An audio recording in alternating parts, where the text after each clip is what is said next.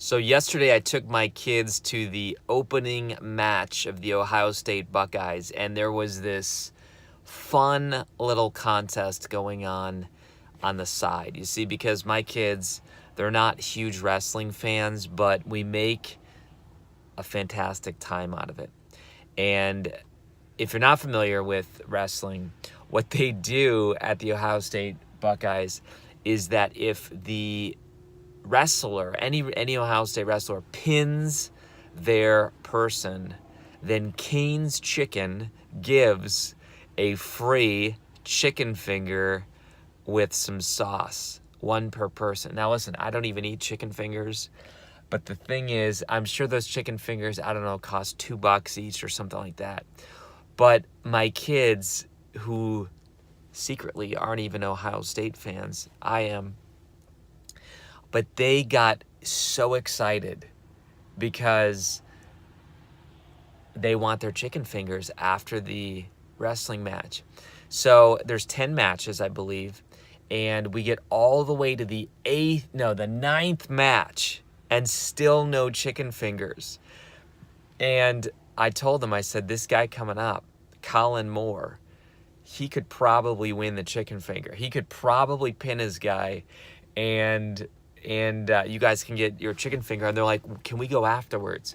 I said, listen, if he pins his guy and we get our Cane's Chicken, we're gonna go to Cane's Chicken after.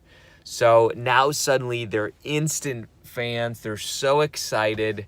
And as Colin Moore, the 9th of 10 wrestlers, gets in the match, starts winning, turns his guy to his back, doesn't pin him, and they're cheering. I'm looking at him, and finally, the next time he gets on top of the guy, he flips him over, pins him, boom, the whole place erupts, and the guy who announces it says, you all get Cane's chicken finger, and my kids are giving high fives. They're so excited, and sure enough, we made an experience out of it. Now listen, why am I sharing that with you today? Because you have a business, you have a ministry, you have a book, a brand, something out there. My question to you is, do you have visible metrics? You see, so many times we're very confusing with our metrics. We say, you know what, I want to have a successful year. Well, what does that mean? Or I want to be better. What does that mean? Who doesn't want to be better? It's very tough to measure. Now, yesterday, it was clear you get chicken if you pin the guy. You don't get chicken if you fail to pin the guy. It is so clear, even my 9-year-old can get the clear metrics of what success looks like. Do you have those type of metrics in your business? Now, guess what? David and I this year, we had a big metric that we said 2018 looks very successful if we achieve this metric. Now, we put up 2 metrics. One was to ignite 1 million souls by 2020, and that was our big moonshot.